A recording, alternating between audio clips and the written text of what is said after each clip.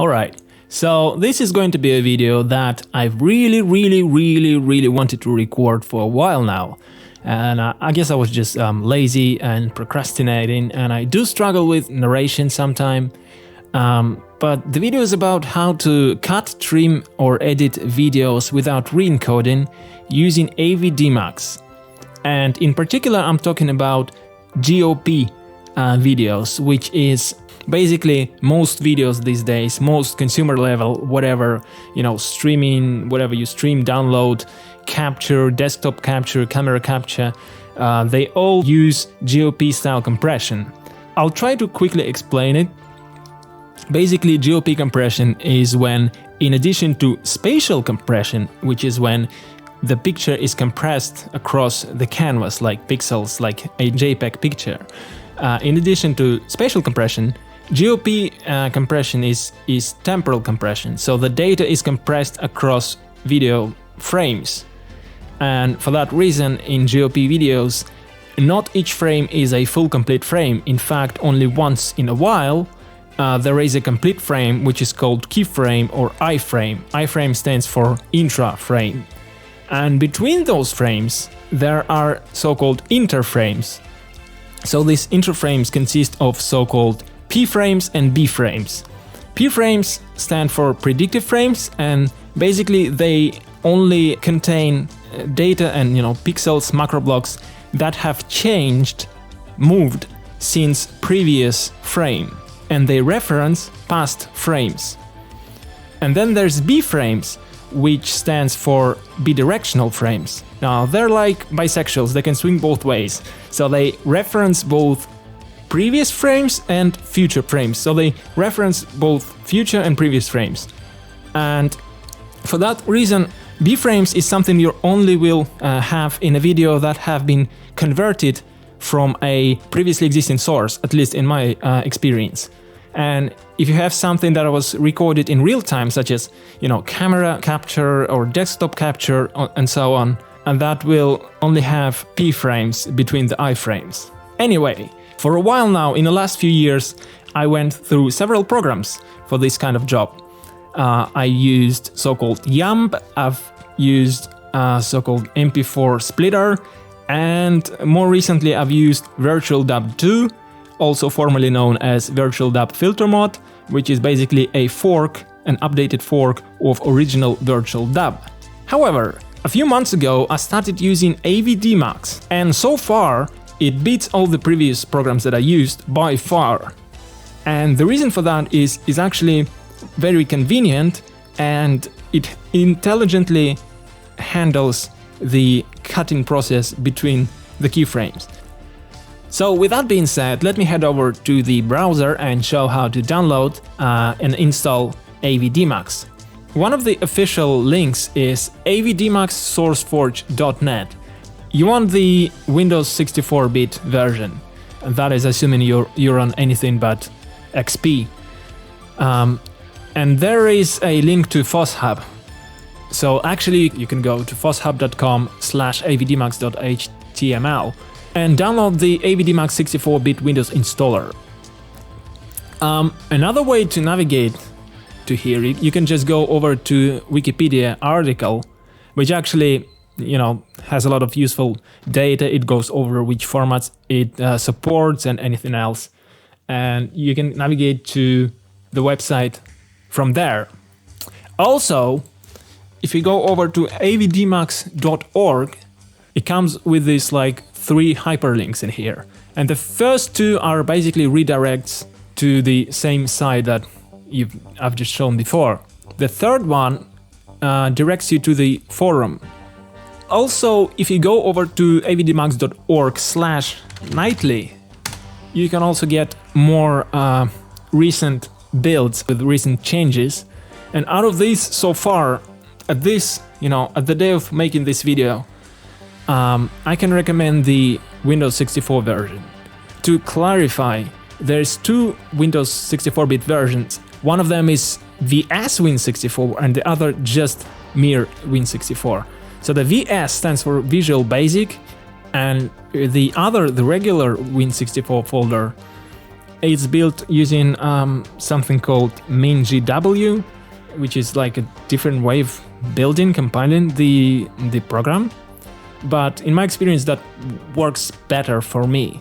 But the official public release that I've just shown you how to download from official site works just as well as this one. It's just that this one is, you know, if you like to try, it's kind of slightly newer. Anyway, yeah, this video will center on the official release. So once you have downloaded the file, just install it regularly. You might notice that it actually names the program folder within program files folder. It includes the version name and the build type in the folder name. I assume they've done that intentionally, just in case you install a few different versions, they're gonna end up in their own respective folders. So that is something I thought I'd mention. So click next.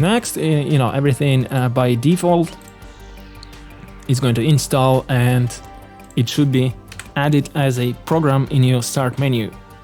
Also, in the description I will include links to a few scripts I made to add a custom context menu entry for Avidemux. You have to execute it as administrator. It will automatically detect the latest version. Basically, it searches for all folders named Avidemux, and it sorts them in reverse alphabetical order, and then it checks if there is avidemux.executable file inside, and it will ask you for which extensions to add the context menu entry. By default, it's just MP4, MTS, M2TS, and MKV.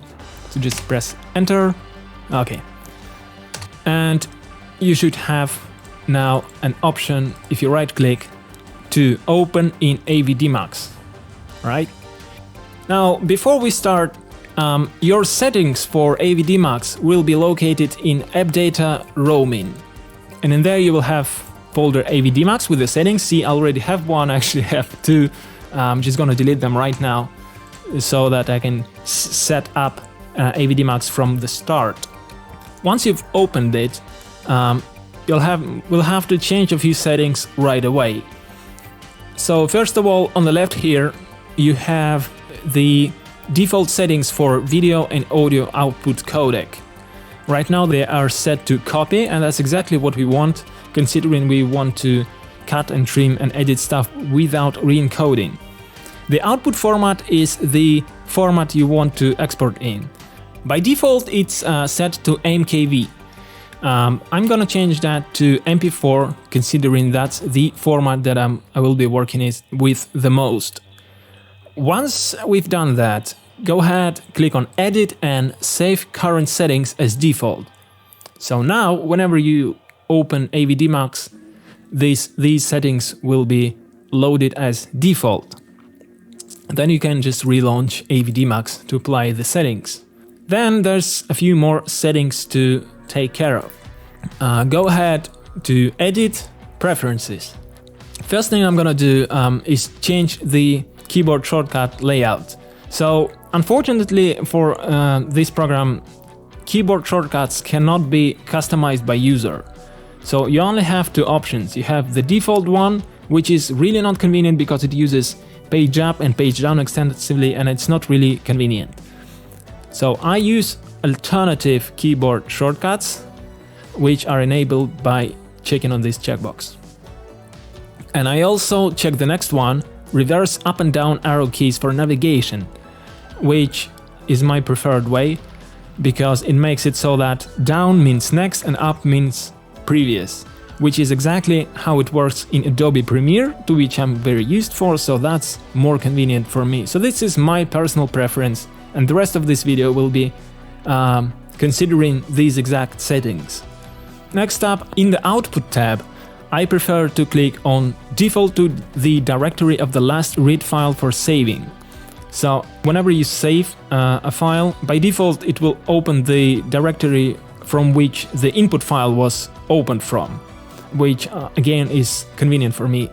Next up, now I should make a disclaimer that these settings work best for me, I found, and your mileage may vary, and depending on your hardware, it may be different for you.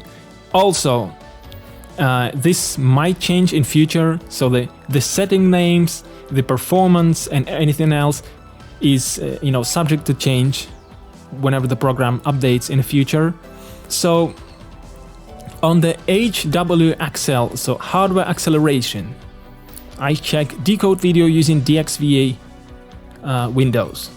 That enables basically hardware acceleration, but unfortunately Avidemux cannot do full-on proper hardware acceleration, such as like when you open up a video in a video player, right?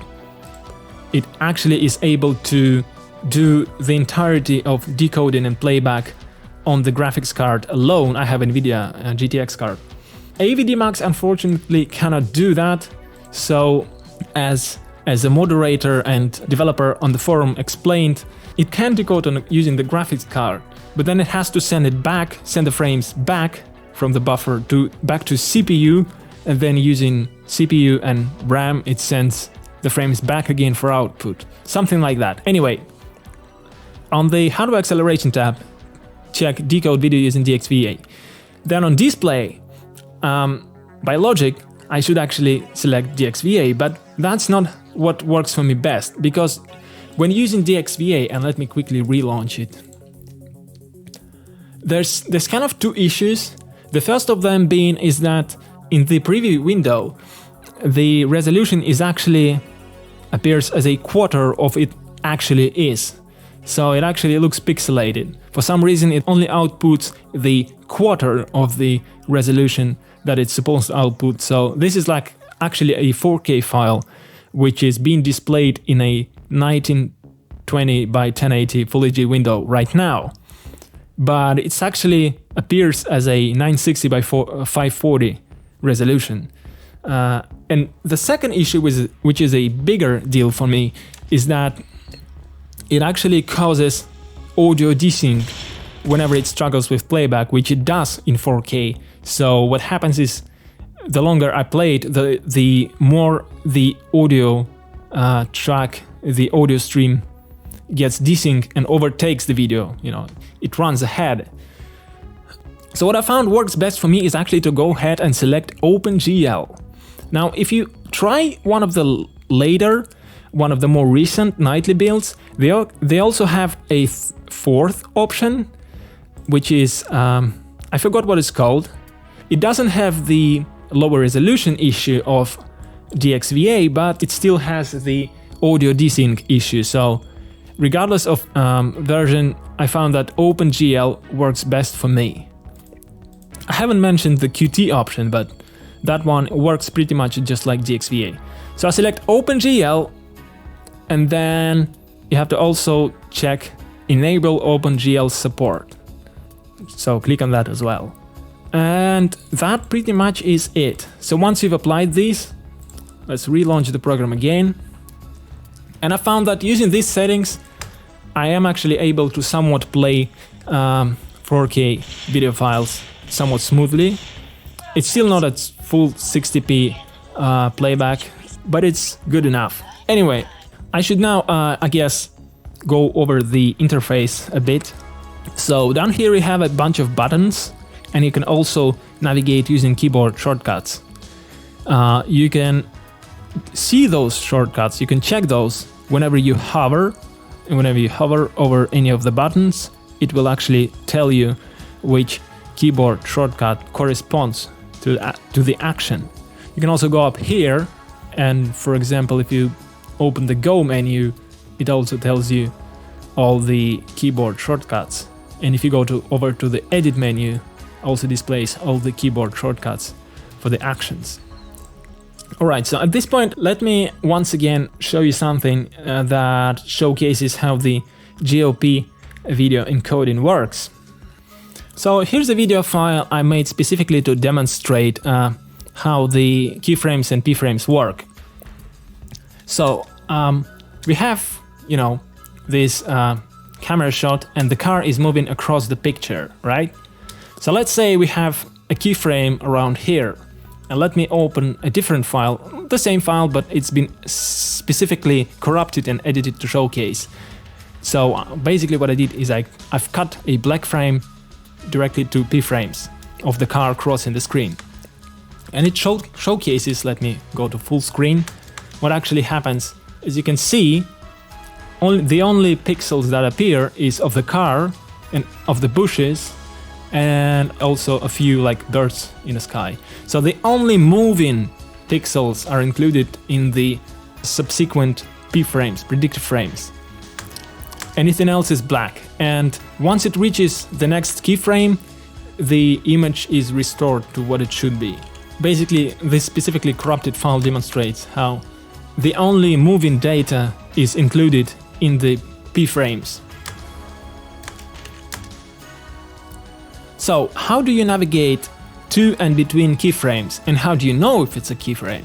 Well, down here it has a caption that says frame type, and it currently says P frame. That means we are now on a P frame. So whenever you just normally hit play and pause, like using spacebar, it will stop wherever you ask it to. In order to navigate to and between keyframes, you can either drag the playhead with left mouse button, which will force it to only stop on keyframes. So down here you can see frame type, iframe. Iframe means keyframe, it's the same thing, intra frame. You can also use these buttons, go to next and previous keyframe, or use, and it's easier to just use the keyboard. So press up and down for next, up and for previous. That's considering you are using the settings that I've mentioned earlier in the video. So now the frequency of keyframes will depend on the exact video that you're dealing with and the encoder and the settings that the video was encoded with. So this right here is a desktop gameplay footage made by NVIDIA Share, formerly known as Shadowplay, and basically it places 2 keyframes within 1 second. So that's 2 keyframes per second. And so if I navigate back and forth between keyframes, and if we look at the time display, you'll see that keyframes happen each half a second, right? So there's 2 keyframes per second. If I open, for example, something else, like, now here's a different video. This is also a real-time recording. This time is from my Sony camera, and this video has 1 keyframe per second. So if I drag the playhead like this, or if I go from keyframe to keyframe, you see that the time, the keyframe changes every second. So depending on the video, the keyframe distance will be different. And if you open something that was encoded from a previously existing source, I will show you later, that might have a much longer keyframe interval, or it might have automatic keyframes on scene change. Anyway, something else I haven't mentioned is basically how to open files. You can open by clicking on this icon, or you can open by pressing Ctrl O. You can close the file by pressing Ctrl W. But whenever you drag the file, if you haven't had anything open before, it will just open the file. But if you have something open, and if you drag over another file, it will actually append that file to the end of the previous video.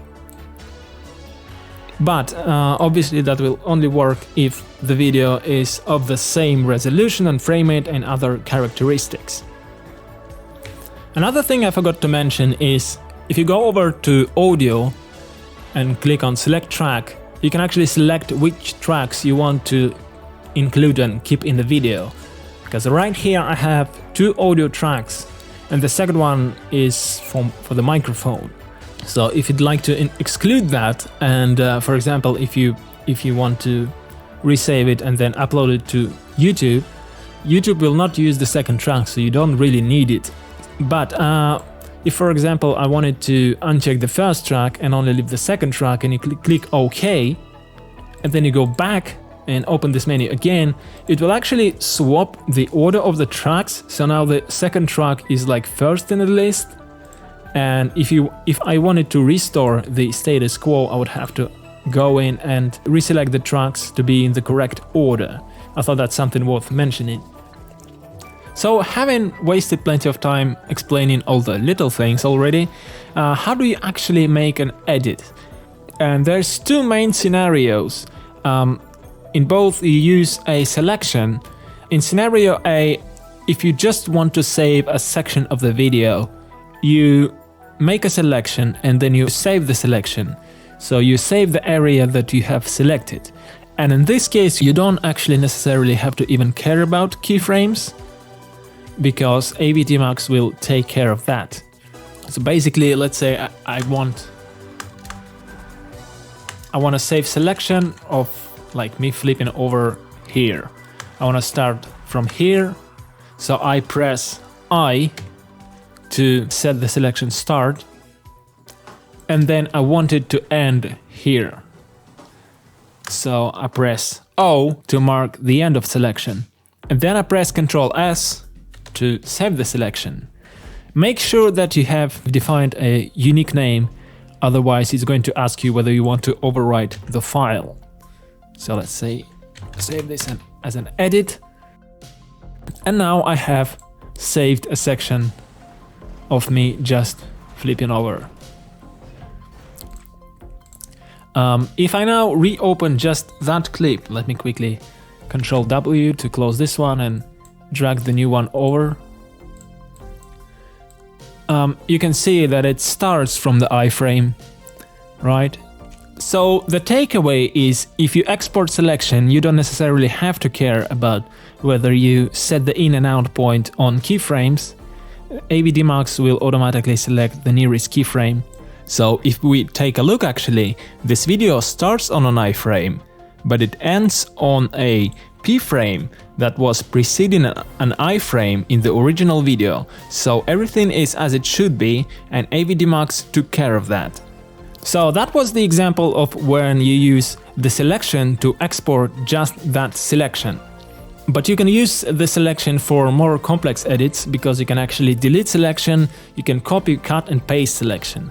So let me show you another example where I would make a more complex edit. So let's say I have this video, I don't want this bit of me standing around, I want the video to start from this cutscene. So in this case, when I'm actually doing an edit, you would actually have to care about selecting in and out points on keyframes. So I would navigate to keyframes by dragging this playhead or by pressing up and down. And I'm selecting the first keyframe of this cutscene, right? And then I press O to mark set end marker for selection. So now I have the beginning up until this point selected. When I press delete, it deletes that segment. So now the video starts from here. Now let's say that I want to cut another segment here, right after it says 6th, and then a bunch of more stuff shows. I don't want this, I want to cut straight to this cutscene over here.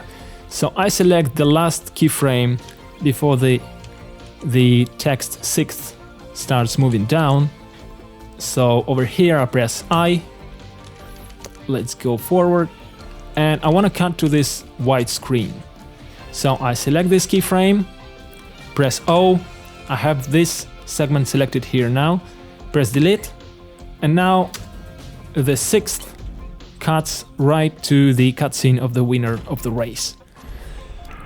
And then let's say I want to cut out another segment at the end.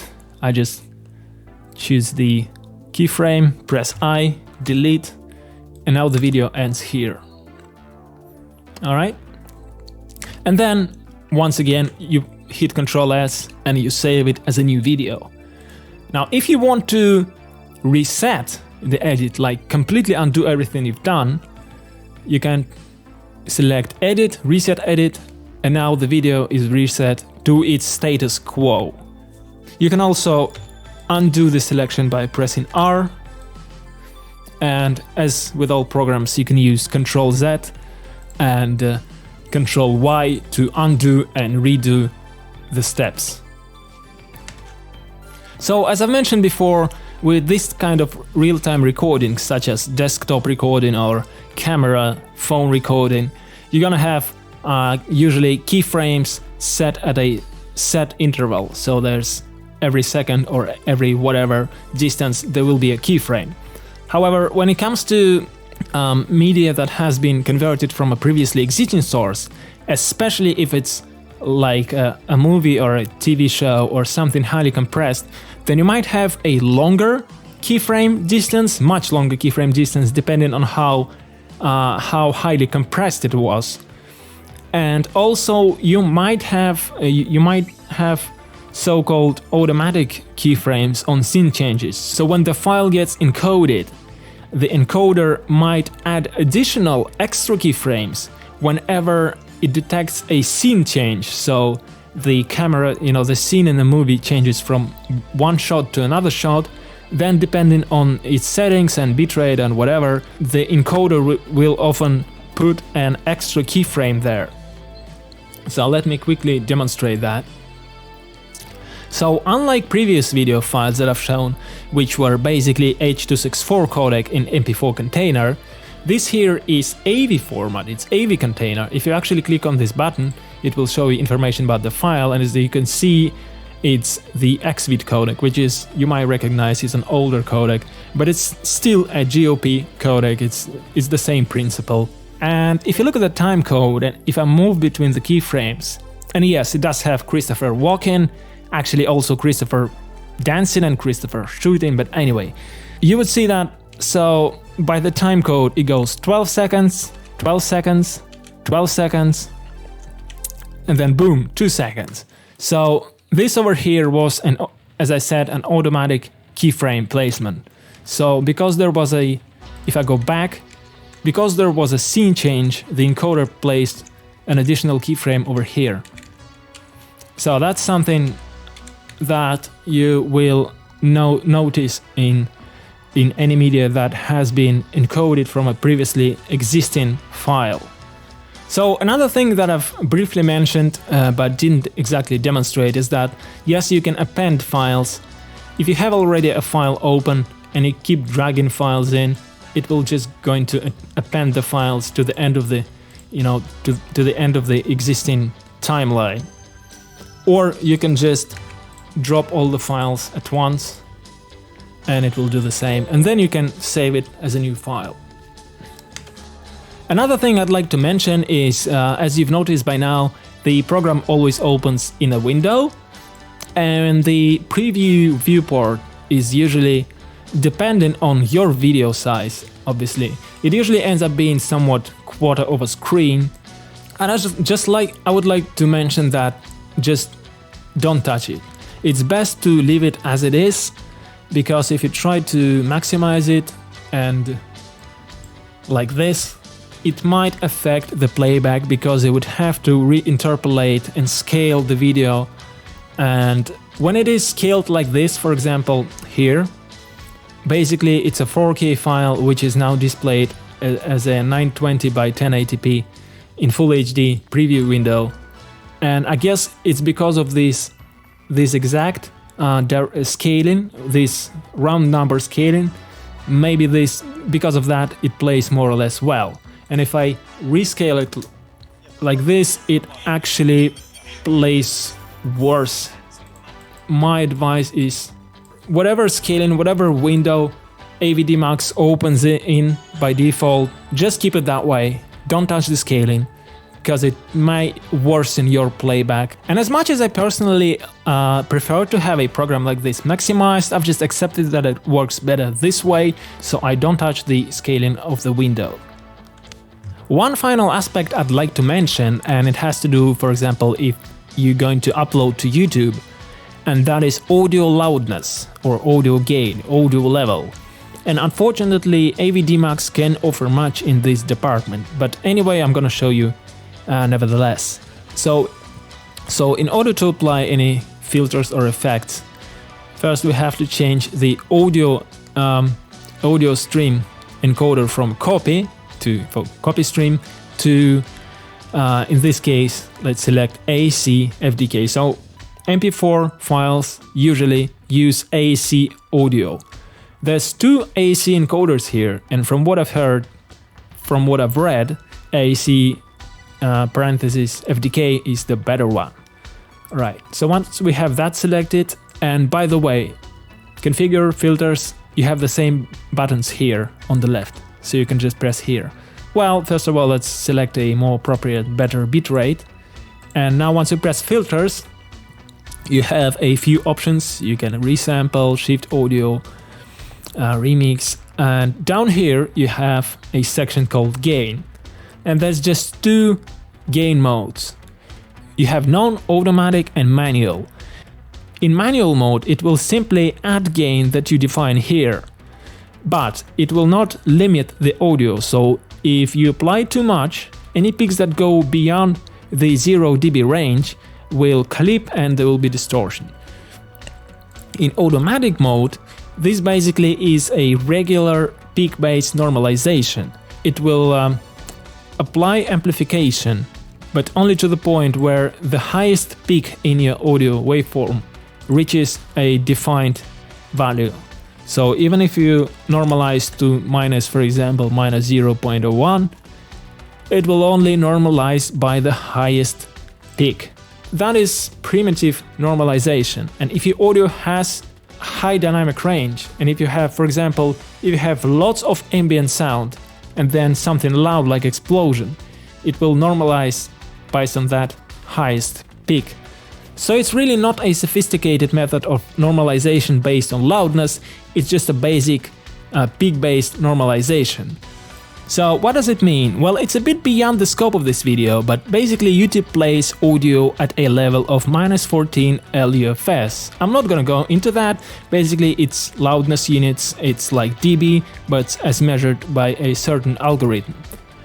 And if the uploaded files are louder than this reference loudness, then YouTube simply plays them quieter by turning the volume down. But if they are quieter to begin with, YouTube does not turn them up and they remain quiet. So basically what that means is if your files have sufficient loudness, like if you play a video game with like maximum or default audio level, then it's probably going to be alright. Or if you record a camera video, smartphone video, they usually handle the loudness automatically and it also should be alright. But if it's quiet to begin with, like personally, for example in GTA I play with lowered audio loudness to begin with, then I have to apply normalization. So if I edit something properly like in Premiere Pro, I apply that normalization to -14 LUFS. I apply that on export from Premiere or Adobe Media Encoder.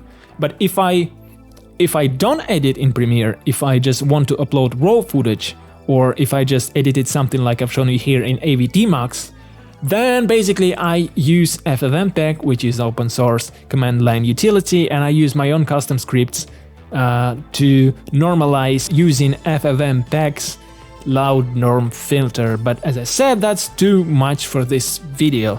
Thought I'd just mention it. So I believe this is it for me for now. Maybe I forgot something, maybe I didn't mention something, but for now this is it.